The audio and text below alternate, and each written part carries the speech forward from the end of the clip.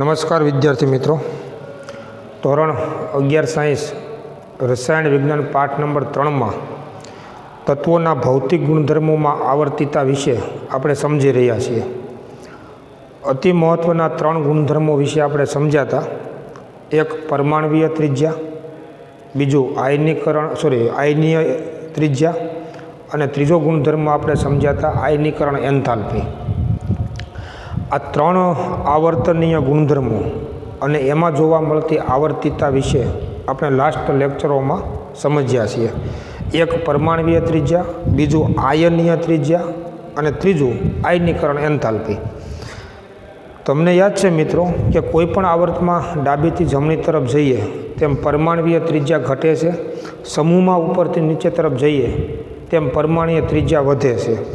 તેના કારણો શું છે એ પણ આપણે વિગતવાર સમજ્યા છીએ. કોઈ પણ આયનની જે ત્રિજ્યા છે એને આપણે આયનીય ત્રિજ્યા તરીકે ઓળખીએ છીએ અને આયનીય ત્રિજ્યાનું વલણ પણ પરમાણવીય ત્રિજ્યા જેવું જ હોય છે. ત્રીજો ગુણધર્મ આપણે સમજ્યા હતા આયનીકરણ એન્થાલ્પી. અને આયનીકરણ એન્થાલ્પી છે એ પણ આવર્તનીય ગુણધર્મ છે અને એમાં પણ આવર્તમાં ડાબીથી જમણી તરફ જઈએ તેમ આયનીકરણ એન્થાલ્પી વધે છે, સમૂહમાં ઉપરથી નીચે તરફ જઈએ તેમ આયનીકરણ એન્થાલ્પીનું મૂલ્ય ઘટશે.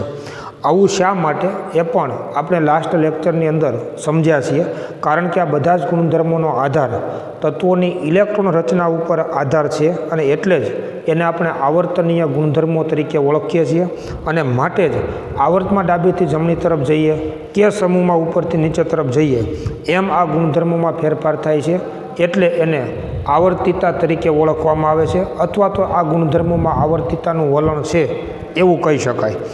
આવા જ પ્રકારનો ચોથો ગુણધર્મ આજે આપણે સમજવાનો છે અને એ છે ઇલેક્ટ્રોન પ્રાપ્તિ એન્થાલ્પી.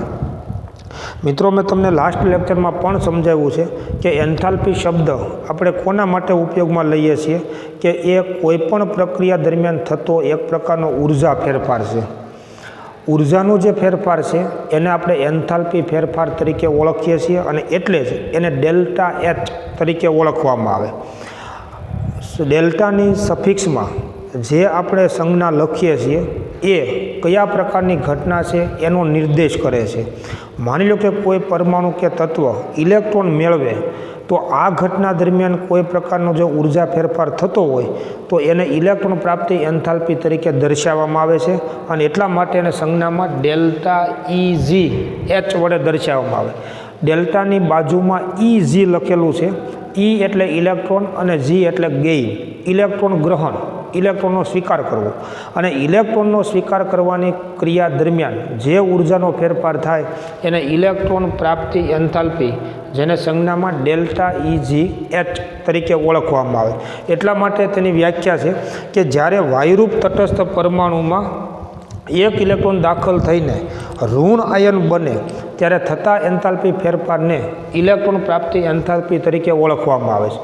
વિચારો બરાબર કે પરમાણુ અથવા તત્વની ભૌતિક અવસ્થા વાયુ સ્વરૂપ હોવી જોઈએ.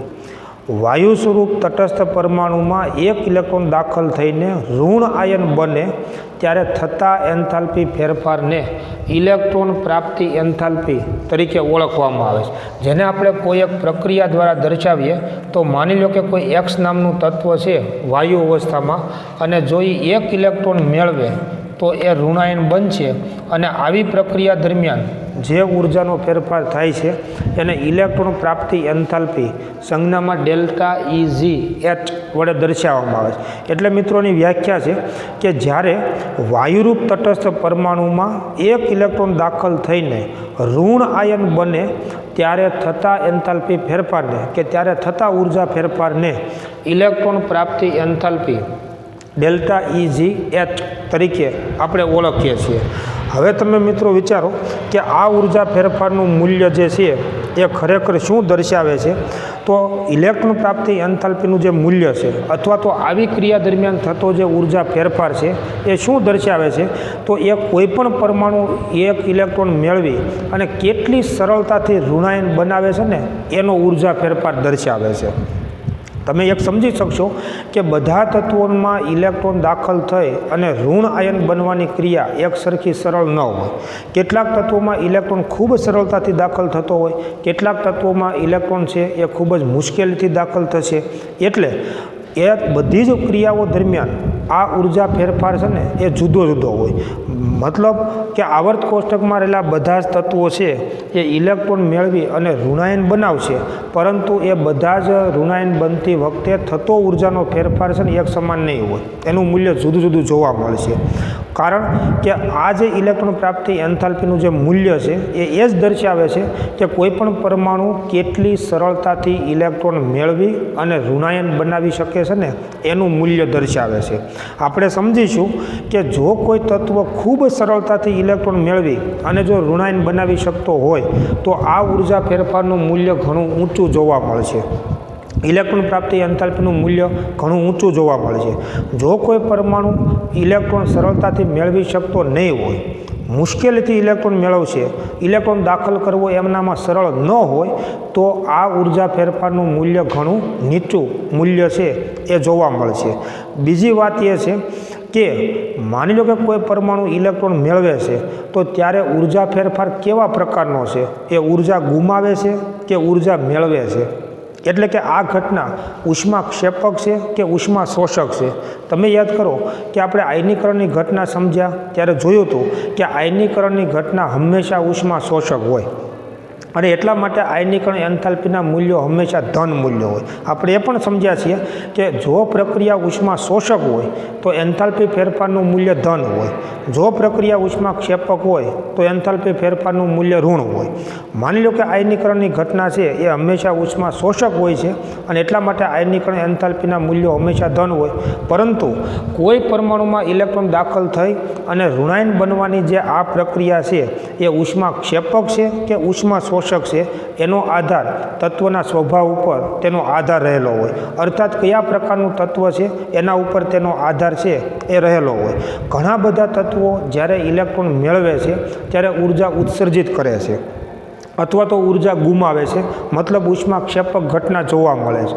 અને જો કોઈ તત્વ કે પરમાણુ ઇલેક્ટ્રોન મેળવે એ ઘટના જો ઉષ્માક્ષેપક હોય તો એવા સંજોગોમાં ઇલેક્ટ્રોન પ્રાપ્તિ એન્થાલ્પીનું મૂલ્ય ઋણ જોવા મળશે. મેં તમને અગાઉ સમજાવ્યું છે કે ઋણનો અર્થ ખાલી એટલો સમજવાનો કે ઘટના ઉષ્માક્ષેપક છે. જો આ એન્થાલ્પી ફેરફારનું મૂલ્ય ધન હોય તો એનો મતલબ એટલો સમજવાનો છે કે ઘટના ઉષ્મા શોષક છે. એટલે ઘણા બધા તત્વો છે આવર્ત કોષ્ટકમાં કે જે ઇલેક્ટ્રોન જ્યારે મેળવે છે, ઇલેક્ટ્રોન ગ્રહણ કરે છે, ત્યારે ઉર્જા મુક્ત કરે છે અને એટલે કે ઉષ્માક્ષેપક ઘટના જોવા મળે છે. અને આવી અવસ્થામાં ઇલેક્ટ્રોન પ્રાપ્તિ એન્થાલ્પીનું મૂલ્ય છે એ ઋણ જોવા મળશે. દાખલા તરીકે તમે જુઓ તો આવર્ત કોષ્ટકમાં 17 નંબરનો જે સમૂહ છે કે જેને આપણે હેલોજન સમૂહના તત્વો તરીકે ઓળખીએ છીએ, આ હેલોજન સમૂહના તત્વો જ્યારે ઇલેક્ટ્રોન મેળવશે તો એ ઘટના હંમેશા ઉષ્માક્ષેપક હોય છે. એટલું જ નહીં પણ એની ઇલેક્ટ્રોન પ્રાપ્તિ એન્થાલ્પીના મૂલ્યો ખૂબ જ ઊંચા ઋણ મૂલ્યો જોવા મળે છે. તમે આપણી બુકની અંદર કોષ્ટકમાં પણ એના મૂલ્યો આપેલા છે, પ્રાયોગિક રીતે નક્કી કરેલા મૂલ્યો છે. અને હેલોજન સમૂહના જે તત્વો છે 17મા સમૂહના તત્વો એની ઇલેક્ટ્રોન પ્રાપ્તિ એન્થાલ્પીનું મૂલ્ય ખૂબ જ ઊંચું ઋણ મૂલ્ય જોવા મળે છે. જે તમે આપણી બુકની અંદર કોષ્ટકમાં આપેલા મૂલ્યો તમે જોશો તો તમને ખ્યાલ આવશે કે સમૂહ 17માં તમે જુઓ તો ફ્લોરિનની ઇલેક્ટ્રોન પ્રાપ્તિ એન્થાલ્પીનું મૂલ્ય -328 કિલો જૂલ પ્રતિ મોલ છે. ક્લોરિનનું -349, બ્રોમિનનું -325, આયોડિન -295 અને એસ્ટેટિન -270 કિલો જૂલ પ્રતિ મોલ. આટલા ઊંચા મૂલ્યો છે.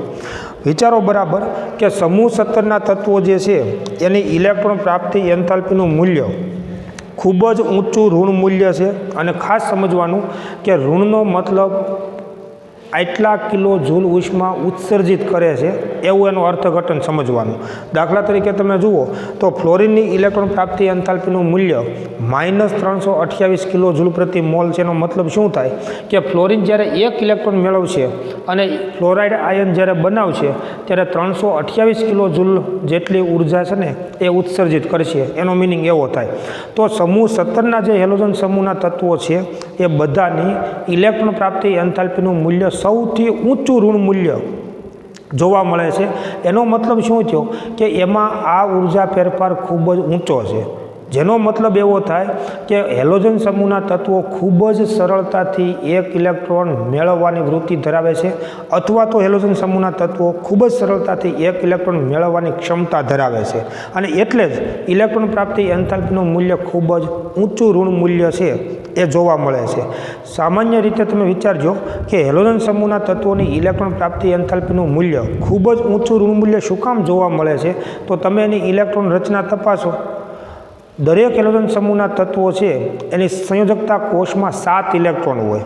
અષ્ટક પૂર્ણ કરવા માટે અને નિષ્ક્રિય વાયુ તત્વોની ઇલેક્ટ્રોન રચના પ્રાપ્ત કરવા માટે એક જ ઇલેક્ટ્રોન ખૂટે છે, અને આ એક ઇલેક્ટ્રોન જો ખૂબ ઝડપથી એ મેળવી લે તો એની 18મા સમૂહના તત્વો જેવી અથવા તો ઉમદા વાયુ તત્વો જેવી સ્થાયી ઇલેક્ટ્રોન રચના પ્રાપ્ત થઈ શકે। દાખલા તરીકે તમે જુઓ તો સમૂહ 17ના જે તત્વો છે આપણે જાણીએ છીએ તે પ્રમાણે, તો સમૂહ 17ના તત્વોમાં ફ્લોરિન, ક્લોરિન, બ્રોમિન, આયોડિન અને એસ્ટેસ્ટિન। જો આ બધાની તમે ઇલેક્ટ્રોન રચના જો તમે તપાસો તો તમને ખ્યાલ આવશે કે ક્લોરિન છે એની ઇલેક્ટ્રોન રચના તમે જુઓ તો 3s2 અને 3p5 છે। બ્રોમિન 35 નંબરનું તત્વ છે અને એની ઇલેક્ટ્રોન રચના જો તમે જુઓ તો 4s2, 4p5 અને એની આગળ 3d10। આયોડિન 53 નંબરનું તત્વ છે અને એની ઇલેક્ટ્રોન રચના તમે જુઓ તો 5s2, 5p5 અને એની આગળ 4d10। આવા પ્રકારની ઇલેક્ટ્રોન રચના એ 17મા સમૂહના તત્વો ધરાવે છે। આનો અર્થ શું થયો કે બધા જ તત્વોની સંયોજકતા કક્ષામાં તમે જોઈ શકો છો કે 7 ઇલેક્ટ્રોન છે। જો એક ઇલેક્ટ્રોન એ મેળવી લે તો 18મા સમૂહના નિષ્ક્રિય તત્વો જેવી ઇલેક્ટ્રોન રચના છે એ પ્રાપ્ત થઈ જાય। દાખલા તરીકે સમૂહ 18ના જે તત્વો છે એની ઇલેક્ટ્રોન રચના તમે જાણો છો કે helium, neon, argon, krypton, xenon અને રેડોન। હવે આ બધા તત્વો છે તો હિલિયમ 1s2 છે, નિયોનની તમે ઇલેક્ટ્રોન રચના જુઓ તો હિલિયમ પછી 2s2 અને 2p6 હોય। આર્ગોન તમે જુઓ તો એની ઇલેક્ટ્રોન રચના નિયોન 3s2 અને 3p6 હોય। ક્રિપ્ટોન તમે જુઓ 36 નંબરનું તત્વ તો એની ઇલેક્ટ્રોન રચના 4s2, 4p6 અને એની આગળ 3d10। આ રીતે 36 ઇલેક્ટ્રોન હોય। ઝેનોન તમે 54 જુઓ તો એની ઇલેક્ટ્રોન રચના ક્રિપ્ટોન 5s2, 5p6 અને એની આગળ 4d10। આવા પ્રકારની ઇલેક્ટ્રોન રચના હોય। જો આનો અર્થ શું થયો કે 18મા સમૂહના બધા તત્વોમાં સંયોજકતા કોષમાં અષ્ટક પૂર્ણ છે, અને આપણે વારંવાર સમજીએ છીએ તે પ્રમાણે જો સંયોજકતા કોષમાં 8 ઇલેક્ટ્રોનની પ્રાપ્તિ હોય ને તો આ સ્થાયી ઇલેક્ટ્રોન રચના કહેવાય, અને આમાં તત્વ સ્થાયીતા પ્રાપ્ત કરે છે। એટલે આવર્ત કોષ્ટકના અન્ય કોઈ પણ તત્વોની વૃત્તિ હંમેશા ઇલેક્ટ્રોન મેળવીને કે ઇલેક્ટ્રોન ગુમાવીને આના જેવી ઇલેક્ટ્રોન રચના પ્રાપ્ત કરવાની વૃત્તિ હોય છે। અત્યારે તમે જુઓ કે 17મા સમૂહના તત્વોમાં તો એક જ ઇલેક્ટ્રોન ખૂટે છે અષ્ટક પૂર્ણ કરવા માટે, અને એટલા માટે 17મા સમૂહના તત્વો એક ઇલેક્ટ્રોન મેળવવાની પ્રબળ વૃત્તિ ધરાવે છે, અને જો આ તત્વો એક ઇલેક્ટ્રોન મેળવે તો ખૂબ જ સરળતાથી એ 18મા સમૂહના તત્વો જેવી ઇલેક્ટ્રોન રચના પ્રાપ્ત કરી શકશે, અને એટલા માટે સમૂહ 17ના તત્વોમાં આ કારણથી એક ઇલેક્ટ્રોન મેળવવાની વૃત્તિ ખૂબ ઊંચી હોય છે, સરળતાથી એમાં દાખલ પણ થાય છે, અને એટલા માટે એની ઇલેક્ટ્રોન પ્રાપ્તિ એન્થાલ્પીના મૂલ્યો ખૂબ જ ઊંચા ઋણ મૂલ્યો જોવા મળે છે। તો ખરેખર અહીંયા વાત એ સમજવાની છે કે જેમ ઇલેક્ટ્રોન પ્રાપ્તિ એન્થાલ્પીનું મૂલ્ય સૌથી ઊંચું ઋણ મૂલ્ય જોવા મળે ને, એનો મતલબ એનામાં ઇલેક્ટ્રોન મેળવવાની સરળતા સૌથી વધારે છે। એટલું જ નહીં, પણ જેની ઇલેક્ટ્રોન પ્રાપ્તિ એન્થાલ્પીનું મૂલ્ય સૌથી ઊંચું ઋણ મૂલ્ય હશે ને એવા ઋણાયનની પણ સ્થાયીતા સૌથી વધારે હોય। માની લો કે આ બધા તત્વોની ઇલેક્ટ્રોન પ્રાપ્તિ એન્થાલ્પીના મૂલ્યો સૌથી ઊંચા ઋણ મૂલ્યો છે, એનો મતલબ એમાં ઇલેક્ટ્રોન મેળવવાની સરળતા સૌથી વધુ છે, અને ઇલેક્ટ્રોન મેળવ્યા પછી જે ઋણાયન બને ને એની પણ સ્થાયીતા સૌથી વધારે જોવા મળશે। એટલે હેલોજન સમૂહના તત્વોના ઋણ આયન જે છે એની સ્થાયીતા સૌથી વધુ જોવા મળે છે, કારણ કે એની ઇલેક્ટ્રોન પ્રાપ્તિ એન્થાલ્પીનું મૂલ્ય સૌથી ઊંચું ઋણ મૂલ્ય છે। તો આવર્ત કોષ્ટકમાં સમૂહ 17ના જે તત્વો છે એની ઇલેક્ટ્રોન પ્રાપ્તિ એન્થાલ્પીના મૂલ્યો સૌથી ઊંચા ઋણ મૂલ્યો જોવા મળે છે, જેનું કારણ તમે ઇલેક્ટ્રોન રચના ઉપરથી જોઈ શકો છો કે એક જ ઇલેક્ટ્રોન મેળવી અને ઉમદા વાયુ તત્વો જેવી ઇલેક્ટ્રોન રચના, સ્થાયી ઇલેક્ટ્રોન રચના પ્રાપ્ત કરી શકે છે. એટલે એમાં ઇલેક્ટ્રોન મેળવવાની સરળતા પણ સૌથી વધુ છે. એટલે જ ઇલેક્ટ્રોન પ્રાપ્તિ એન્થાલ્પીના મૂલ્યો સૌથી ઊંચા ઋણ મૂલ્યો જોવા મળે છે. અને જેની ઇલેક્ટ્રોન પ્રાપ્તિ એન્થાલ્પીના મૂલ્યો સૌથી ઊંચા ઋણ મૂલ્યો હશે ને એ સંજોગોમાં બનતો ઋણ આયન જે છે ને એ પણ સૌથી વધુ સ્થાયી જોવા મળશે. તો આખા આવર્ત કોષ્ટકમાં કયા ઋણાયનની સ્થાયીતા સૌથી વધુ હોય છે? તો કે હેલોજન સમૂહના તત્વોના ઋણ આયનની સ્થાયીતા સૌથી વધુ છે એ જોવા મળે છે. તો આ ઘટના જે છે હેલોજન સમૂહના તત્વો એ જ્યારે ઇલેક્ટ્રોન મેળવે તો એ ઘટના ઉષ્માક્ષેપક છે અથવા તો એ ઉર્જા મુક્ત કરે છે. પરંતુ તમે એની બાજુનો 18મો સમૂહ તમે જુઓ તો આ બધા તત્વો માનો કે ઇલેક્ટ્રોન મેળવે તો ઋણાયન કદાચ બને તો એની ઇલેક્ટ્રોન પ્રાપ્તિ એન્થાલ્પીના મૂલ્યો ધન જોવા મળે છે. વિચારો બરાબર. અહીંયા મેં તમને કીધું તે પ્રમાણે કે આ ઘટના ઉષ્મા શોષક હશે કે ઉષ્મા ક્ષેપક હશે તેનો આધાર તત્વના સ્વભાવ ઉપર રહેલો છે. જો 17મા સમૂહના તત્વો ઇલેક્ટ્રોન મેળવે તો ઇલેક્ટ્રોન પ્રાપ્તિ એન્થાલ્પીના મૂલ્યો ઋણ છે અથવા એ ઘટના ઉષ્મા ક્ષેપક છે.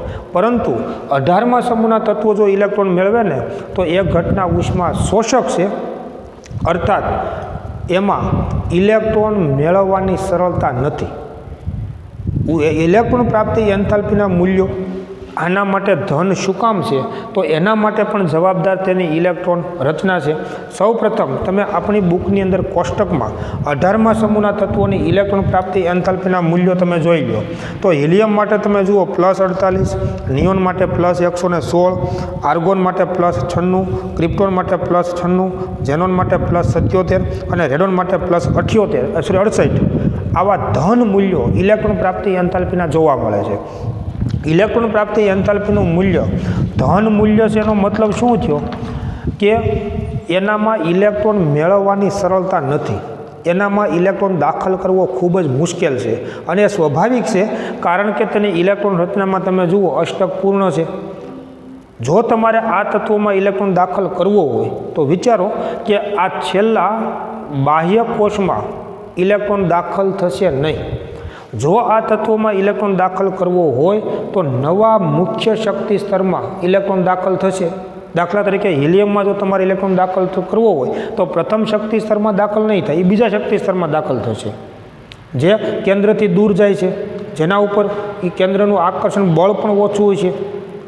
માનો કે નિયોન છે એમાં જો ઇલેક્ટ્રોન દાખલ કરવો હોય તો બીજા શક્તિ સ્તરમાં દાખલ નહીં થાય, એના પછીના ત્રીજા મુખ્ય શક્તિ સ્તરમાં ઇલેક્ટ્રોન દાખલ થઈ શકશે.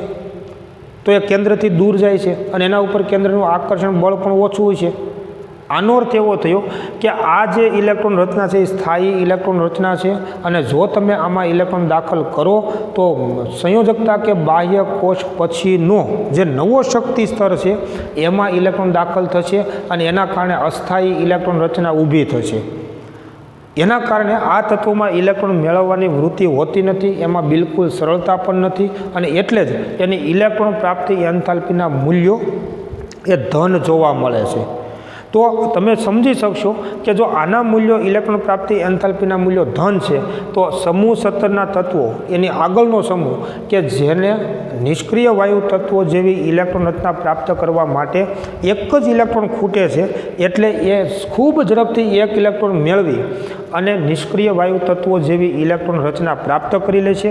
એટલે કે આમાં ઇલેક્ટ્રોન મેળવવાની સરળતા ખૂબ જ વધુ હોય છે અને એટલા માટે આની ઇલેક્ટ્રોન પ્રાપ્તિ એન્થાલ્પીના મૂલ્યો સૌથી ઊંચા ઋણ મૂલ્યો જોવા મળે છે. હવે તમે આમ જેમ જશો 16મો સમૂહ, 15, 14, 13મો સમૂહ અને આવર્ત કોષનો પહેલો કે બીજો સમૂહ, આમ તમે જશો એમ તમે જુઓ એની ઇલેક્ટ્રોન મેળવવાની વૃત્તિ ઘટતી જશે. કારણ કે 16મા સમૂહને તો 2 ઇલેક્ટ્રોન મેળવવા પડે, 15મો સમૂહ હોય તો એને નિષ્ક્રિય વાયુ તત્વો જેવી ઇલેક્ટ્રોન રચના પ્રાપ્ત કરવા માટે 3 ઇલેક્ટ્રોન મેળવવા પડે. એટલે જેમ તમે આમ જાઓ એમ ઇલેક્ટ્રોન મેળવવાની સરળતા ઘટતી જાય, અર્થાત ઇલેક્ટ્રોન પ્રાપ્તિ એન્થાલ્પીના મૂલ્યો ઓછા ઋણ થતા જાય. તો તમને એક એવો પણ ખ્યાલ આવશે કે આવર્ત કોષ્ટકમાં કોઈ પણ આવર્તમાં તમે ડાબીથી જમણી તરફ જાઓ આમ તમે જશો એમ ઇલેક્ટ્રોન પ્રાપ્તિ એન્થાલ્પીના મૂલ્યો વધુ ઋણ જોવા મળશે. આવર્તમાં તમે ડાબીથી જમણી તરફ જાઓ એમ પરમાણુનું કદ ઘટે છે, દાખલ થતો ઇલેક્ટ્રોન વધુ કેન્દ્રની નજીક જશે, એના ઉપર કેન્દ્રનું આકર્ષણ બળ પણ વધુ જોવા મળશે અને એના કારણે જેમ તમે આવર્તમાં ડાબીથી જમણી તરફ જાઓ એમ ઇલેક્ટ્રોન દાખલ કરવો સરળ બનતો જશે અને એમ ઇલેક્ટ્રોન પ્રાપ્તિ એન્થાલ્પીના મૂલ્યો વધુ ઋણ થતા જોવા મળશે. જોકે ઇલેક્ટ્રોન પ્રાપ્તિ એન્થાલ્પીની જે મૂલ્યો છે એમાં આયનીકરણ એન્થાલ્પી જેટલી નિયમિતતા જોવા મળતી નથી, પરંતુ કોઈ પણ આવર્તમાં તમે ડાબીથી જમણી તરફ જશો એમ પરમાણ્વીય ત્રિજ્યા ઘટશે, અસરકારક કેન્દ્રીય ધન વીજભાર વધતો જાય, દાખલ થતો ઇલેક્ટ્રોન કેન્દ્રની વધુ નજીક જશે અને એમ દાખલ થયેલા ઇલેક્ટ્રોન ઉપર કેન્દ્રનું આકર્ષણ બળ પણ વધુ છે. તો એવા સંજોગોમાં ઇલેક્ટ્રોનને દાખલ કરવો વધુ સરળ બનશે અને એટલે કોઈ પણ આવર્તમાં તમે ડાબીથી જમણી તરફ જાઓ એમ ઇલેક્ટ્રોન દાખલ કરવાની સરળતા વધતી જશે. બીજા શબ્દોમાં કહીએ તો ઇલેક્ટ્રોન મેળવવાની વૃત્તિ વધતી જશે અને એટલે જ ઇલેક્ટ્રોન પ્રાપ્તિ એન્થાલ્પીના મૂલ્યો વધુ ઋણ થતા જશે. તમે જોઈ શકશો કે આવર્ત કોષ્ટકનો જે પહેલો સમૂહ છે આલ્કલી ધાતુ તત્વોનો સમૂહ એની ઇલેક્ટ્રોન પ્રાપ્તિ એન્થાલ્પીના મૂલ્યો સૌથી ઓછા ઋણ મૂલ્યો જોવા મળે છે. જોઈ શકો તમે પ્રથમ સમૂહ જે છે આલ્કલી ધાતુ તત્વોનો સમૂહ એની ઇલેક્ટ્રોન પ્રાપ્તિ એન્થાલ્પીના મૂલ્યો સૌથી ઓછા ઋણ મૂલ્યો છે. Hydrogen, lithium, sodium, potassium, rubidium, caesium આમાં તમે જુઓ -73, -60, -53, -48, -47, -46. તો પ્રથમ સમૂહના જે આલ્કલી ધાતુ તત્વો છે એ બધાના ઇલેક્ટ્રોન પ્રાપ્તિ એન્થાલ્પીના મૂલ્યો સૌથી ઓછા ઋણ મૂલ્યો છે, મતલબ એનામાં ઇલેક્ટ્રોન દાખલ થવાની સરળતા નથી અને ન હોય એ સ્વાભાવિક છે કે તમે પ્રથમ સમૂહના આલ્કલી ધાતુ તત્વોની ઇલેક્ટ્રોન રચના તમે જુઓ તો નિષ્ક્રિય વાયુ તત્વોની ઇલેક્ટ્રોન રચના પછી એક જ વધારાનો ઇલેક્ટ્રોન છે. હવે એની તો ખરેખર ઇલેક્ટ્રોન ગુમાવવાની વૃત્તિ હોય, જો એક ઇલેક્ટ્રોન ગુમાવે તો 18મા સમૂહના તત્વો જેવી ઇલેક્ટ્રોન રચના પ્રાપ્ત થઈ શકે. એટલે એવા તત્વોમાં ઇલેક્ટ્રોન મેળવવાની વૃત્તિ કરતાં ગુમાવવાની વૃત્તિ વધુ હોય છે. દાખલા તરીકે સમૂહ એકના કોઈ પણ તત્વો તમે જુઓ તો હાઇડ્રોજન છે, લિથિયમ છે, સોડિયમ છે, પોટેશિયમ, રૂબિડિયમ, સીઝિયમ, ફ્રાન્સિયમ. તો હાઇડ્રોજનની ઇલેક્ટ્રોન રચના 1s1, લિથિયમની ઇલેક્ટ્રોન રચના 1s2, 2s1, સોડિયમની ઇલેક્ટ્રોન રચના નિયોન 3s1 આ આપણે જાણીએ છીએ. પોટેશિયમની ઇલેક્ટ્રોન રચના તમે જુઓ તો આર્ગોન 4s1 વગેરે. તો આ બધા જે છે એની સંયુક્તા કોષમાં એક જ ઇલેક્ટ્રોન છે, જે ગુમાવશે તો નિષ્ક્રિય વાયુ તત્વો જેવી ઇલેક્ટ્રોન રચના પ્રાપ્ત થઈ જશે. તો પહેલા સમૂહના તત્વોમાં ઇલેક્ટ્રોન દાખલ કરવો ને એની સરળતા નથી હોતી, થોડીક મુશ્કેલી હોય છે, અર્થાત એમાં ઇલેક્ટ્રોન દાખલ કરવો એ સરળ નથી અને એટલા માટે પ્રથમ સમૂહના તત્વોની ઇલેક્ટ્રોન પ્રાપ્તિ એન્થાલ્પીના મૂલ્યો ઓછા ઋણ મૂલ્યો જોવા મળે છે. જેમ તમે આવર્તમાં ડાબીથી જમણી તરફ જશો એમ તમે વિચારો કે આવર્તમાં ડાબીથી જમણી તરફ જઈએ તેમ શું થાય તો અસરકારક કેન્દ્રીય ધન વીજભાર વધતો જાય, પરમાણુ કદ કે ત્રિજ્યા ઘટતી જાય અને એમ ઇલેક્ટ્રોન મેળવવાની વૃત્તિ વધતી જાય. જેમ પરમાણુ કદ નાનું, અસરકારક કેન્દ્રીય ધન વીજભાર જેમ વધુ એમ દાખલ થતો ઇલેક્ટ્રોન કેન્દ્રની વધુ નજીક દાખલ થશે તો એવા ઇલેક્ટ્રોન ઉપર કેન્દ્રનું આકર્ષણ બળ પણ ઘણું વધારે જોવા મળશે અને તો એની ઇલેક્ટ્રોન પ્રાપ્તિ એન્થાલ્પીના મૂલ્યો વધુ ઋણ જોવા મળશે અને એટલા માટે કોઈ પણ આવર્તમાં ડાબીથી જમણી તરફ જઈએ એમ ઇલેક્ટ્રોન પ્રાપ્તિ એન્થાલ્પીના મૂલ્યો વધુ ઋણ જોવા મળે છે અથવા તો ઊંચા ઋણ મૂલ્યો જોવા મળે છે. આનો અર્થ શું થયો કે જેની ઇલેક્ટ્રોન પ્રાપ્તિ એન્થાલ્પીના મૂલ્યો સૌથી ઊંચા ઋણ મૂલ્યો છે એનામાં ઇલેક્ટ્રોન દાખલ કરવો ખૂબ જ સરળ છે, એનામાં ઇલેક્ટ્રોન મેળવવાની વૃત્તિ ખૂબ વધારે છે અને દાખલ થયેલા ઇલેક્ટ્રોન ઉપર પણ કેન્દ્રનું આકર્ષણ બળ ઘણું વધારે હોવાથી ઋણાયનની પણ સ્થાયીતા સૌથી વધારે હોય. દાખલા તરીકે આ બધાના ઋણાયનની સ્થાયીતા સૌથી વધુ જોવા મળશે. આ બધા તત્વો જે છે પ્રથમ સમૂહના તત્વો એની ઇલેક્ટ્રોન પ્રાપ્તિ એન્થાલ્પીના મૂલ્યો નીચા ઋણ મૂલ્યો જોવા મળે છે. એનો મતલબ એનામાં ઇલેક્ટ્રોન દાખલ કરવાની સરળતા નથી. જો તમે ઇલેક્ટ્રોન દાખલ કરશો તો કેન્દ્રથી દૂર રહેશે તો એના ઉપર કેન્દ્રનું આકર્ષણ બળ પણ ઓછું હોય છે. તો મેળવેલો ઇલેક્ટ્રોન પણ એ ટકાવી શકશે નહીં, અને એટલા માટે આ બધા તત્વોના ઋણ આયનની સ્થાયીતા ખૂબ જ ઓછી હોય. અને એટલે તમે વિચારો મિત્રો કે વિજ્ઞાનમાં આપણે આના ઋણ આયન ક્યાંય જોતા જ નથી, આવતા જ નથી, કારણ કે આ બધાને તમને ધન આયન જ જોવા મળે છે. કેમ કે એનામાં ઇલેક્ટ્રોન મેળવવાની વૃત્તિ જ નથી, એની ઇલેક્ટ્રોન પ્રાપ્તિ એન્થાલ્પીનું મૂલ્ય ખૂબ જ નીચું ઋણ મૂલ્ય જોવા મળે છે. સૌથી સરળ તો એના માટે શું છે, તો આ એક ઇલેક્ટ્રોન જો ગુમાવી દે તો નિષ્ક્રિય વાયુ તત્વો જેવી ઇલેક્ટ્રોન રચના પ્રાપ્ત થઈ જાય, એ ક્રિયા સૌથી સરળ છે એના માટે. એટલે પ્રથમ સમૂહના આલ્કલી ધાતુ તત્વોના ઋણ આયનની સ્થાયીતા બિલકુલ હોતી નથી, એના બદલે એના ધન આયનની સ્થાયીતા હોય. જ્યારે અહીંયા તમે જુઓ કે આ બધા તત્વો છે એ જો એક ઇલેક્ટ્રોન મેળવશે તો 18મા સમૂહના તત્વો જેવી ઇલેક્ટ્રોન રચના પ્રાપ્ત થઈ જશે, એ જ એની સરળતા છે. અને એટલે આ બધા તત્વોના ઋણ આયનો પણ ખૂબ જ સ્થાયી જોવા મળે છે.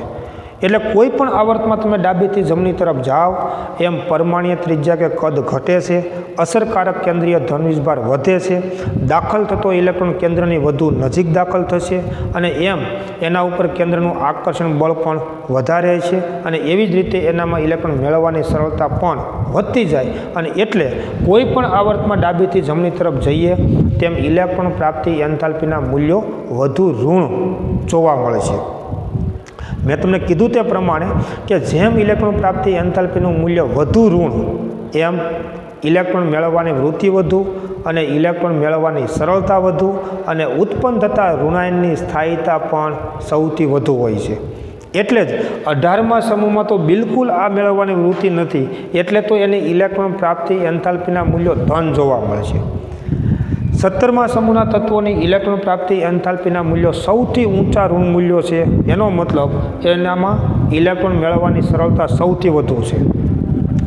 આવું થવાનું કારણ આવર્તમાં તમે ડાબેથી જમણી તરફ જાઓ છો એમ પરમાણ્વીય ત્રિજ્યા ઘટશે, અસરકારક કેન્દ્રીય ધન વીજભાર વધશે, અને દાખલ થયેલો ઇલેક્ટ્રોન કેન્દ્રની વધુ નજીક દાખલ થશે, અને એ ઇલેક્ટ્રોન ઉપર કેન્દ્રનું આકર્ષણ બળ પણ વધુ જોવા મળશે. અને માટે કોઈ પણ આવર્તમાં ડાબીથી જમણી તરફ જઈએ તેમ ઇલેક્ટ્રોન પ્રાપ્તિ એન્થાલ્પીના મૂલ્યો વધુ ઋણ થતા જોવા મળે છે.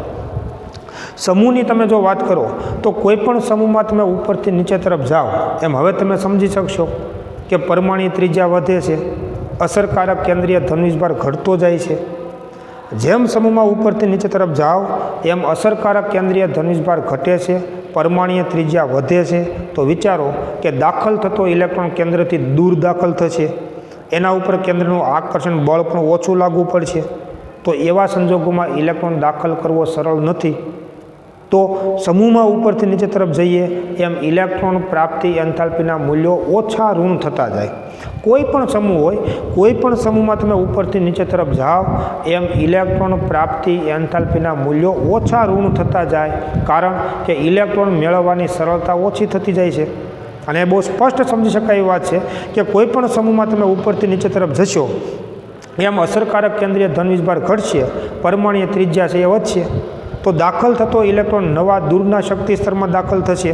દાખલા તરીકે તમે જુઓ કે આમાં તમે દાખલ કરો તો પહેલું શક્તિ સ્તર, આમાં દાખલ કરવું હોય તો બીજું શક્તિ સ્તર, આમાં દાખલ કરવું હોય તો ત્રીજું શક્તિ સ્તર, આમાં દાખલ કરવું હોય તો ચોથા શક્તિ સ્તરમાં જશે, દૂરના શક્તિ સ્તરમાં ઉમેરાય. જેમ સમૂહમાં તમે ઉપરથી નીચે તરફ જાઓ એમ દાખલ થતો ઇલેક્ટ્રોન નવા દૂરના શક્તિ સ્તરમાં ઉમેરાશે, એટલે એના ઉપર કેન્દ્રનું આકર્ષણ બળ પણ ઓછું લાગશે, અને એના કારણે ઇલેક્ટ્રોન પ્રાપ્તિ એન્થાલ્પીના મૂલ્યો ઓછા ઋણ થતા જાય, ઘટતા જાય. ઘટના બધી ઉષ્માક્ષેપક છે એટલે ઋણ હોય, પરંતુ એનું મૂલ્ય ઘટતું જાય. તમે પ્રથમ સમૂહના તત્વો તમે જુઓ કે hydrogen, lithium, sodium, potassium, rubidium અને સીઝિયમ. તમે જુઓ કે સમૂહમાં તમે ઉપરથી નીચે તરફ જાઓ છો એમ ઇલેક્ટ્રોન પ્રાપ્તિ એન્થાલ્પીનું મૂલ્ય ઓછું ઋણ થતું જાય. તમે જુઓ ઘટતું જાય, તમે જોઈ શકો છો. ઋણ નિશાની તો માત્ર ઉષ્માક્ષેપક ઘટના છે એનો નિર્દેશ કરે છે. આ વાત ખાસ યાદ રાખવાનું. હાઇડ્રોજન માટે 73, લિથિયમ માટે 60, સોડિયમ માટે 53, પોટેશિયમ માટે 48, મૂલ્ય ઘટતું જાય છે. કોઈ પણ સમૂહમાં આપણે ઉપરથી નીચે તરફ જઈએ એમ ઇલેક્ટ્રોન પ્રાપ્તિ એન્થાલ્પીનું મૂલ્ય ઓછું ઋણ થતું જાય છે, જેનું કારણ ઇલેક્ટ્રોન મેળવવાની સરળતા ઘટતી જાય છે. અને તો તમે મને કહી શકશો કે કોઈ પણ સમૂહમાં ઉપરથી નીચે તરફ જઈએ ને એમ બનતા ઋણ આયનની સ્થાયીતા પણ ઓછી થતી જાય. કોઈ પણ સમૂહમાં તમે ઉપરથી નીચે તરફ જાઓ એમ ઇલેક્ટ્રોન પ્રાપ્તિ એન્થાલ્પીના મૂલ્યો ઓછા ઋણ થાય છે. એનો મતલબ ઇલેક્ટ્રોન મેળવવાની સરળતા ઓછી જોવા મળે છે, ઇલેક્ટ્રોન મેળવવાની વૃત્તિ ઘટતી જાય છે. એનું કારણ કે જેમ સમૂહમાં ઉપરથી નીચે તરફ જઈએ એમ યાદ કરો, અસરકારક કેન્દ્રીય ધનુષભાર ઘટશે, પરમાણ્વીય ત્રિજ્યા વધશે અને તો દાખલ થતા ઇલેક્ટ્રોન ઉપર કેન્દ્રનું આકર્ષણ બળ પણ ઓછું થતું જશે અને એટલા માટે ઇલેક્ટ્રોન મેળવવાની સરળતા છે એ ઘટતી જશે. કોઈ પણ પરમાણુ જે ઇલેક્ટ્રોન ગ્રહણ કરે છે, સ્વીકારે છે, એનું કારણ એના ઉપર કેન્દ્રનું આકર્ષણ બળ જો વધુ હશે ને તો એ વધુ સરળતાથી મેળવશે. જો દાખલ થતા ઇલેક્ટ્રોન ઉપર કેન્દ્રનું આકર્ષણ બળ ઓછું લાગુ પડશે તો એ સરળતાથી સ્વીકારી શકશે નહીં. અને એટલા માટે સમૂહમાં ઉપરથી નીચે તરફ જઈએ એમ દાખલ થતો ઇલેક્ટ્રોન નવા દૂરના શક્તિ સ્તરમાં જાય છે, કેન્દ્રથી દૂર ઉમેરાય છે તો એના ઉપર કેન્દ્રનું આકર્ષણ બળ પણ ઓછું લાગુ પડશે. મતલબ ઇલેક્ટ્રોન મેળવવાની સરળતા ઘટતી જશે અને એટલા માટે ઇલેક્ટ્રોન પ્રાપ્તિ એન્થાલ્પીના મૂલ્યો ઓછા ઋણ થતા જાય છે. કોઈ પણ સમૂહમાં આવું વલણ આપણને જોવા મળે છે, પરંતુ તમે 16મો સમૂહ અને 17મા સમૂહના તત્વોનો તમે અભ્યાસ કરો. જો 16મા સમૂહમાં ઓક્સિજન, સલ્ફર, સિલેનિયમ, ટેલ્યુરિયમ અને પોલોનિયમ સમૂહમાં તમે ઉપરથી નીચે તરફ જાઓ એમ ઇલેક્ટ્રોન પ્રાપ્તિ એન્થાલ્પીનું મૂલ્ય ઓછું ઋણ થતું જવું જોઈએ. આ સિદ્ધાંત છે ઇલેક્ટ્રોન રચનાને આધારે, જે તમને પ્રથમ સમૂહમાં જોવા મળે છે, બીજા સમૂહના તત્વોમાં જોવા મળે છે, જેના મૂલ્યો અત્યારે આપ્યા નથી. 16મા સમૂહના તત્વોનો તમે અભ્યાસ કરો તો ઓક્સિજન, સલ્ફર, સિલેનિયમ, ટેલ્યુરિયમ, પોલોનિયમ સમૂહમાં ઉપરથી નીચે તરફ જઈએ તેમ ઇલેક્ટ્રોન પ્રાપ્તિ એન્થાલ્પીનું મૂલ્ય ઓછું ઋણ થતું જવું જોઈએ. આવું 17મા સમૂહમાં પણ બને છે. અભ્યાસ કરો તમે તો ઓક્સિજન માટે -141, સલ્ફર માટે -200, જો આ વધ્યું પાછું. પણ હવે તમે જુઓ, સિલેનિયમ માટે -195, ટેલ્યુરિયમ માટે -190, પોલોનિયમ માટે -174, ત્યાંથી ઘટ્યું પાછું. હેલોજન સમૂહમાં તમે જુઓ, ફ્લોરિન માટે -328, ક્લોરિન માટે -349, વધ્યું. અને ક્લોરિન પછી તમે જુઓ પાછું ઘટતું જાય છે. જરાક વિચારજો બરાબર કે દરેક સમૂહમાં ઉપરથી નીચે તરફ જઈએ એમ ઇલેક્ટ્રોન પ્રાપ્તિ એન્થાલ્પીનું મૂલ્ય ઓછું ઋણ થતું જવું જોઈએ, પરંતુ ઓક્સિજન, સલ્ફર અને ફ્લોરિન, ક્લોરિનમાં તમને અપવાદ જોવા મળે છે. આ બેનો અહીંયા અપવાદ કે અનિયમિતતા જે આપણને માલુમ પડે છે, શું થાય છે કે ઓક્સિજનથી સલ્ફર તરફ જઈએ એમ ઇલેક્ટ્રોન પ્રાપ્તિ એન્થાલ્પીનું મૂલ્ય વધુ ઋણ થાય છે અને પછી ઘટતું જાય છે. ફ્લોરિનથી ક્લોરિન તરફ જઈએ તેમ ઇલેક્ટ્રોન પ્રાપ્તિ એન્થાલ્પીનું મૂલ્ય વધુ ઋણ થાય છે અને પછી ઘટતું જાય છે. આ અનિયમિતતા અથવા અપવાદનું કારણ પણ તેની ઇલેક્ટ્રોન રચના અને ઇલેક્ટ્રોન વચ્ચેનું જે અપાકર્ષણ બળ છે ને એ એના માટેનું જવાબદાર કારણ છે. એને જો આપણે અલગથી સમજીએ તો માની લો કે ઓક્સિજન છે એનો પરમાણુ ક્રમાંક 8 છે, 1s2, 2s2, 2px2, 2py1 અને 2pz1. વિચારો, આ ઓક્સિજનની ઇલેક્ટ્રોન રચના થઈ. આને આપણે ભેગું લખીએ તો 2p4 ઇલેક્ટ્રોન રચના કહી શકાય. 2p4. જો આ જે છે ઇલેક્ટ્રોન રચના એ ઓક્સિજનની થઈ. સલ્ફર છે એનો પરમાણુ ક્રમાંક 16 છે, તો 1s2, 2s2, 2p6, 3s2 અને 3p4 આ સલ્ફરની ઇલેક્ટ્રોન રચના થઈ. વિચારી શકશો બરાબર. શું થાય તમે જુઓ કે તમારે ઓક્સિજનમાં 1 ઇલેક્ટ્રોન દાખલ કરવો છે અને સલ્ફરમાં પણ 1 ઇલેક્ટ્રોન દાખલ કરવો છે. બરાબર વિચારજો. જો તમારે ઓક્સિજનમાં 1 ઇલેક્ટ્રોન દાખલ કરવો હોય તો એ n = 2 બીજા શક્તિ સ્તરમાં દાખલ થશે આમાં, કેમ કે 2pમાં ઇલેક્ટ્રોન દાખલ થશે. જો તમારે સલ્ફરમાં 1 ઇલેક્ટ્રોન દાખલ કરવો હોય તો એ ઇલેક્ટ્રોન ત્રીજા શક્તિ સ્તરમાં દાખલ થશે. વિચારજો બરાબર કે ઓક્સિજનમાં જ્યારે તમે 1 ઇલેક્ટ્રોન દાખલ કરો છો તો n = 2 બીજા શક્તિ સ્તરમાં દાખલ થાય છે. જ્યારે સલ્ફરમાં તમે 1 ઇલેક્ટ્રોન દાખલ કરો છો તો એ ત્રીજા શક્તિ સ્તરમાં દાખલ થાય છે. વિચારી શકશો એ બરાબર કે બંને શક્તિ સ્તરોમાં બંને તત્વોની બાહ્યતમ કોષમાં 6 ઇલેક્ટ્રોન તો આમાંય છે અને 6 ઇલેક્ટ્રોન આમાંય છે, એ સરખા છે. તમારે દરેકની સંયુક્તા કોષમાં 7મો ઇલેક્ટ્રોન દાખલ કરવાની વાત થઈ, પરંતુ જો તમે ઓક્સિજનમાં બીજા શક્તિ સ્તરમાં નવો 1 ઇલેક્ટ્રોન દાખલ કરશો તો અગાઉના 6 ઇલેક્ટ્રોનનું અપાકર્ષણ બળ નવા દાખલ થતા ઇલેક્ટ્રોન ઉપર દાખલ થાય. વિચારજો બરાબર કે તમે ખાલી ઇલેક્ટ્રોન જ દાખલ કરો છો, કેન્દ્રમાં ધન વિભારિત પ્રોટોન દાખલ કરતા નથી.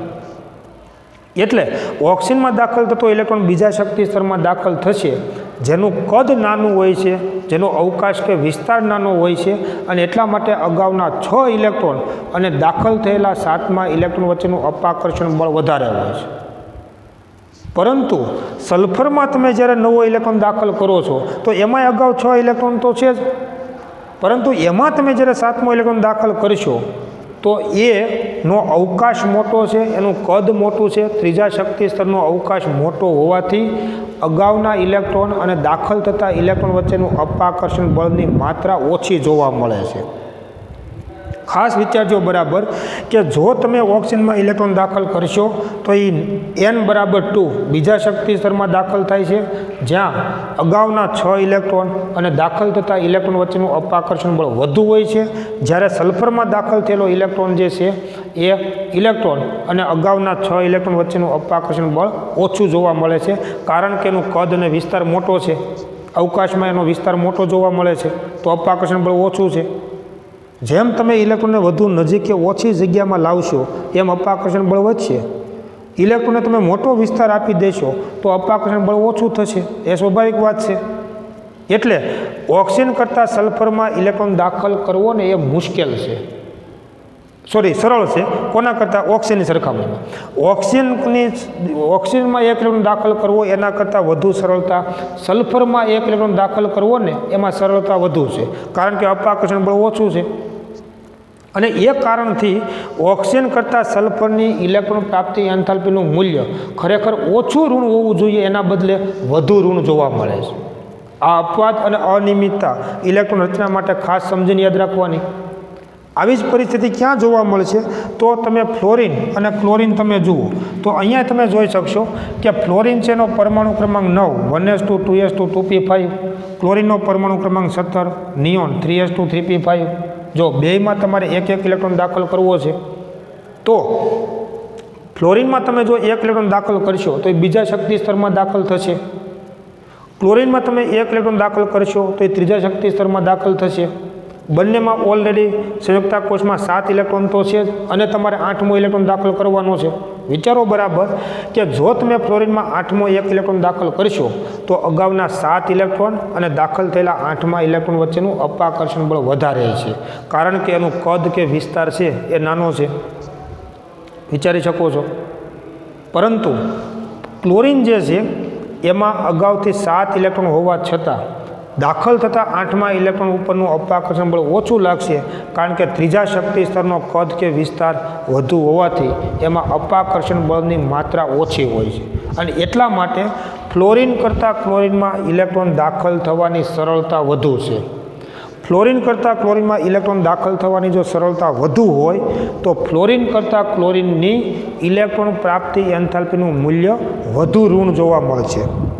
પ્રાયોગિક રીતે સિદ્ધાંત એમ સમજાવશે કે સમૂહમાં તમે ઉપરથી નીચે તરફ જાઓ એમ ઇલેક્ટ્રોન પ્રાપ્તિ એન્થાલ્પીના મૂલ્યો ઓછા ઋણ થતા જાય છે, પરંતુ પ્રાયોગિક મૂલ્યો દર્શાવે છે કે ફ્લોરિન કરતાં ક્લોરિન અને ઓક્સિજન કરતાં સલ્ફરની ઇલેક્ટ્રોન પ્રાપ્તિ એન્થાલ્પીનું મૂલ્ય વધુ ઋણ જોવા મળે છે. અને પછી તમે આગળ વધશો તો ક્રમશઃ સિદ્ધાંત પ્રમાણે ઓછું ઋણ થતું જાય છે. આ બંને જે અપવાદો જોવા મળે છે એનું કારણ તેની ઇલેક્ટ્રોન રચના છે, અને ઇલેક્ટ્રોન વચ્ચેનું અપાકર્ષણ બળ છે એ એના માટેનું જવાબદાર કારણ છે. તો તમે વિચારો કે આખા આવર્ત કોષ્ટકમાં ઇલેક્ટ્રોન પ્રાપ્તિ એન્થાલ્પીના મૂલ્યો સૌથી ઊંચા ઋણ મૂલ્યો કોના હશે? તો 18મા સમૂહની આગળનો જે ભાગ છે ડાબી બાજુનો ભાગ, અને એમાં ઉપરની તરફના જે બધા તત્વો છે એની ઇલેક્ટ્રોન પ્રાપ્તિ એન્થાલ્પીના મૂલ્યો સૌથી ઊંચા ઋણ મૂલ્યો જોવા મળે છે. આવર્ત કોષ્ટકનો જે ડાબો છેડો જે છે એના ઇલેક્ટ્રોન પ્રાપ્તિ એન્થાલ્પીના મૂલ્યો નીચા ઋણ મૂલ્યો જોવા મળે છે. આવર્તમાં ડાબીથી જમણી તરફ જઈએ એમ ઇલેક્ટ્રોન પ્રાપ્તિ એન્થાલ્પીના મૂલ્યો વધુ ઋણ જોવા મળે છે. સમૂહમાં ઉપરથી નીચે તરફ જઈએ એમ ઇલેક્ટ્રોન પ્રાપ્તિ એન્થાલ્પીના મૂલ્યો ઓછા ઋણ જોવા મળશે. જેમાં આ બંને અપવાદો જે છે એ ખાસ ઇલેક્ટ્રોન રચનાને આધારે સમજી શકાય. તો અહીંયા તમે જુઓ કે તો પછી આખાય આવર્ત કોષ્ટકમાં સૌથી વધુ ઇલેક્ટ્રોન પ્રાપ્તિ એન્થાલ્પીનું મૂલ્ય કોનું થયું, સૌથી ઊંચું ઋણ મૂલ્ય કોનું થયું, તો કે ફ્લોરિનનું હોવું જોઈએ, પણ એના બદલે કોનું થશે, ક્લોરિનનું. ખાસ સમજો, ક્લોરિનની ઇલેક્ટ્રોન પ્રાપ્તિ એન્થાલ્પીનું મૂલ્ય વિચારો સૌથી ઊંચું ઋણ મૂલ્ય છે. એનો મતલબ એનામાં એક ઇલેક્ટ્રોન દાખલ કરવો એ આખા આવર્ત કોષ્ટકમાં સૌથી વધુ સરળ છે, અને એટલા માટે Cl ઋણાયનની સ્થાયીતા છે ને એ સૌથી વધુ જોવા મળશે. એના કરતાં ઓછું ઋણ ફ્લોરિનનું છે. તમે મૂલ્ય પણ જોઈ શકશો પ્રાયોગિક, કે ક્લોરિન કરતાં ફ્લોરિનની ઇલેક્ટ્રોન પ્રાપ્તિ એન્થાલ્પીનું મૂલ્ય ઓછું ઋણ છે, એટલે આ ઋણાયન બનશે, પણ આના કરતાંની સ્થાયીતા ઓછી જોવા મળશે. ફ્લોરિન કરતાં ઓછું ઋણ કોનું છે, તો કે બ્રોમિનનું છે. તો બ્રોમિન બનશે Br ઋણાયન, પણ આ ઋણાયનની સ્થાયીતા આના કરતાં પણ ઓછી જોવા મળશે. એના કરતાં ઓછું ઋણ આયોડિનનું છે, તો આના કરતાંની સ્થાયીતા ઓછી જોવા મળશે. ખાસ અને ખાસ વિચારજો મિત્રો કે આખા આવર્ત કોષ્ટકમાં સૌથી વધુ ઇલેક્ટ્રોન પ્રાપ્તિ એન્થાલ્પીનું સૌથી વધુ ઋણ મૂલ્ય કોનું, તો કે ક્લોરિનનું. એટલે જ એમાંથી બનતા ઋણાયનની સ્થાયીતા પણ સૌથી વધુ જોવા મળશે. માનો કે આ બધા તત્વો ઋણાયન તો બનાવશે જ, પરંતુ આ બધા જ ઋણાયનની સ્થાયીતા સરખી જોવા મળશે નહીં. જેની ઇલેક્ટ્રોન પ્રાપ્તિ એન્થાલ્પીનું મૂલ્ય સૌથી વધુ ઋણ છે એ બનતા ઋણાયનની સ્થાયીતા પણ સૌથી વધુ જોવા મળશે. અને એટલા માટે આ બધા જ ઋણાયનની સ્થાયીતાનો ક્રમ છે ને એ આપણને આ પ્રકારનો જોવા મળશે. અને એટલે મિત્રો તમે જ્યારે રસાયણ વિજ્ઞાનનો અભ્યાસ કરશો અને એમાં ઋણાયન તરીકે જો હેલોજન તત્વ હોય ને, તો મોટા ભાગે ઋણાયન તરીકે હેલોજન તત્વમાં ક્લોરિન તમને જોવા મળે છે, ફ્લોરિન જોવા નહીં મળે. કારણ કે ફ્લોરિન કરતાં પણ ક્લોરિનમાં ઇલેક્ટ્રોન દાખલ કરવો ખૂબ સરળ છે, અને એટલે જ એની ઇલેક્ટ્રોન પ્રાપ્તિ એન્થાલ્પીનું મૂલ્ય વધુ ઋણ જોવા મળે છે, અને એટલે જ બનતા ઋણાયનની સ્થાયીતા પણ સૌથી વધુ છે ને જોવા મળે છે. આ ઋણાયન સૌથી વધુ સ્થાયી હોય.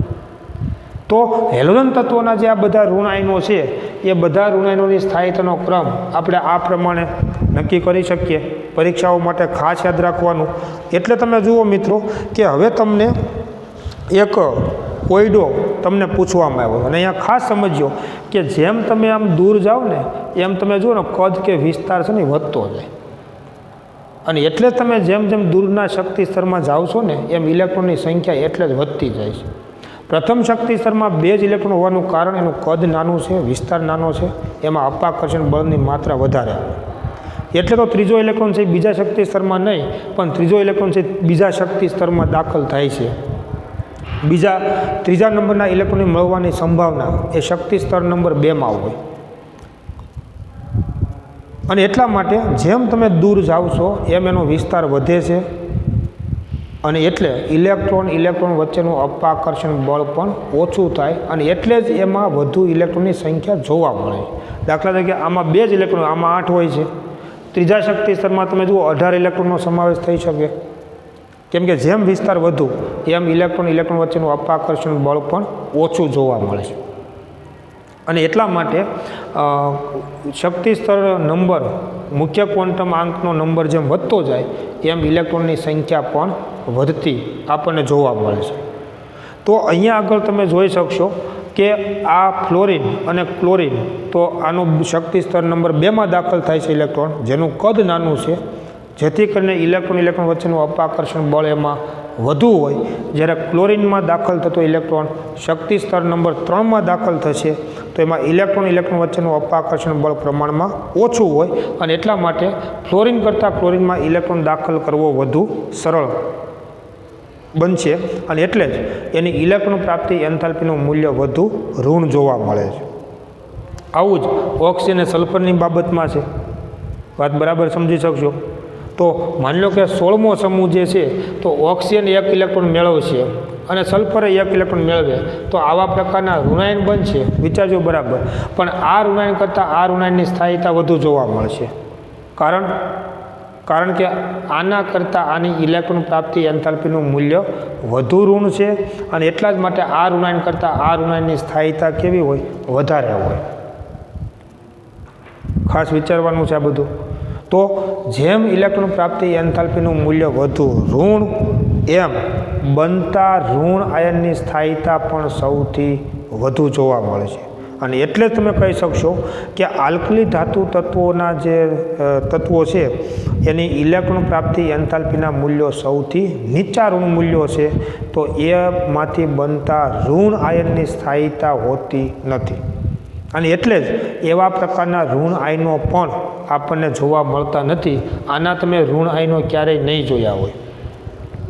Lithium, sodium, potassium, rubidium, caesium આ બધાના ઋણ આયનોમાં સ્થાયીતા હોતી નથી. એના બદલે એમાં ઇલેક્ટ્રોન ગુમાવવાની વૃત્તિ વધુ હોવાથી એના આપણને હંમેશા ધન આયનો જોવા મળશે.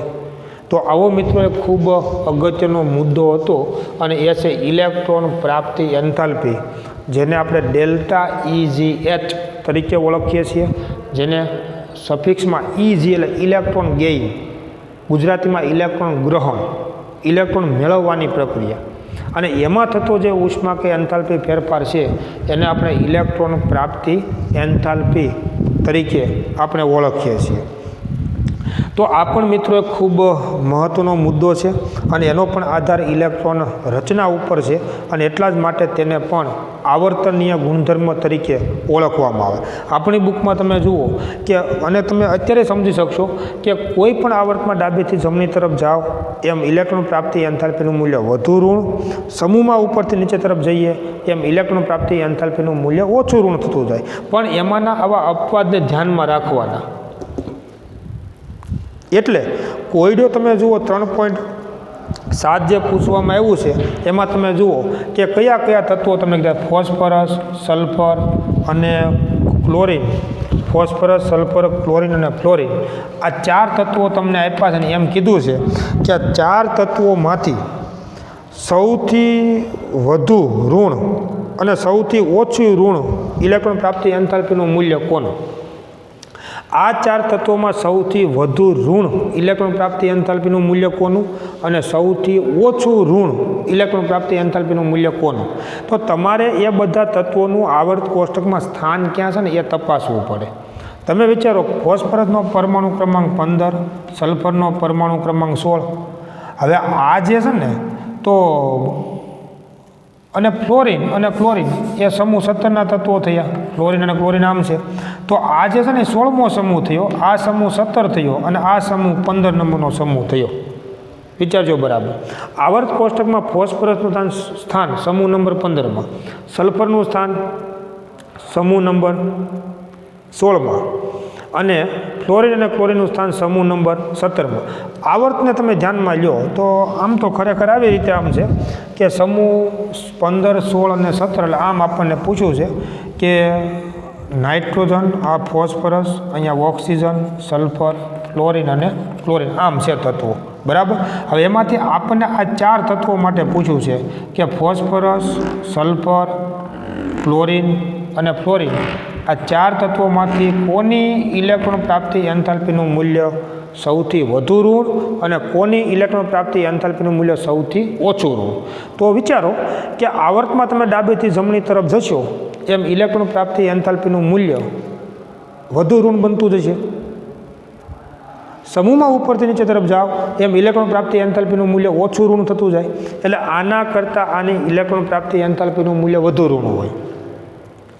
આના કરતાં આની ઇલેક્ટ્રોન પ્રાપ્તિ એન્થાલ્પીનું મૂલ્ય વધુ ઋણ હોય. હવે આ બેમાં શું થાય? તો અહીંયા અપવાદ છે, તમે યાદ કરો. ખરેખર આના કરતાં આની ઇલેક્ટ્રોન પ્રાપ્તિ એન્થાલ્પીનું મૂલ્ય ઓછું ઋણ હોવું જોઈએ, પણ એના બદલે વધુ ઋણ છે. તો સૌથી વધુ ઋણ ઇલેક્ટ્રોન પ્રાપ્તિ એન્થાલ્પીનું મૂલ્ય કોનું? ક્લોરિનનું સૌથી વધુ ઋણ હોય. સૌથી વધુ ઋણ હોય. અને સૌથી ઓછું ઋણ કોના માટે થશે? તો કે ફોસ્ફરસ માટે. કે ફોસ્ફરસ માટે સૌથી ઓછું ઋણ ઇલેક્ટ્રોન પ્રાપ્તિ એન્થાલ્પીનું મૂલ્ય જોવા મળશે. કારણ કે આવર્તમાં તમે ડાબેથી જમણી તરફ જાઓ એમ ઇલેક્ટ્રોન પ્રાપ્તિ એન્થાલ્પીનું મૂલ્ય વધુ ઋણ થાય. સમૂહમાં ઉપરથી નીચે તરફ જાઓ એમ ઇલેક્ટ્રોન પ્રાપ્તિ એન્થાલ્પીનું મૂલ્ય ઓછું ઋણ થતું જાય. પણ એમાંય જે અપવાદો છે એને પણ ખાસ ધ્યાનમાં રાખવાના. તો આ 4 તત્વોની જો આપણને વાત કરી હોય તો આ 4 તત્વોમાંથી સૌથી વધુ ઋણ ઇલેક્ટ્રોન પ્રાપ્તિ એન્થાલ્પીનું મૂલ્ય ક્લોરીનનું થશે અને સૌથી ઓછું ઋણ કોનું થશે તો કે ફોસ્ફરસનું થશે. આમ તમે આખા આવર્ત કોષ્ટકમાં કોઈ પણ તત્વો માટે તમને પૂછવામાં આવ્યું હોય તો એનું સ્થાન ક્યાં છે એના આધારે તમે નક્કી કરી શકશો. મૂલ્ય કેટલું છે એના આંકડાને ગોખીને યાદ રાખવાની જરૂર નથી, પણ કોનું વધુ અને કોનું ઓછું એવા પ્રકારની સમજણ આપણને હોવી જોઈએ, અને એ પણ આવર્ત કોષ્ટક અને એની ઇલેક્ટ્રોન રચના ઉપરથી યાદ રાખી શકાય અથવા સમજી શકાય. તો આવો મિત્રો ખૂબ મહત્ત્વનો ચોથો ગુણધર્મ હતો, અને એ છે ઇલેક્ટ્રોન પ્રાપ્તિ એન્થાલ્પી. આવા જ પ્રકારનો એક 5મો ગુણધર્મ આપણે સમજવાનો છે, ખૂબ અને ખૂબ અગત્યતા ધરાવતો એ મુદ્દો છે, અને એ છે વિદ્યુત ઋણતા, જેને આપણે ઇંગ્લિશમાં ઇલેક્ટ્રોન નેગેટિવિટી તરીકે ઓળખીએ છીએ. એ પણ આવર્તનીય ગુણધર્મ છે, અથવા એનો પણ આધાર ઇલેક્ટ્રોન રચના ઉપર જ છે, અને એને પણ આપણે વિગતવાર ઇલેક્ટ્રોન રચનાને આધારે સમજીશું, પરંતુ તેની વાત આપણે આવતા નેક્સ્ટ લેક્ચરમાં જોઈશું. Thank you very much.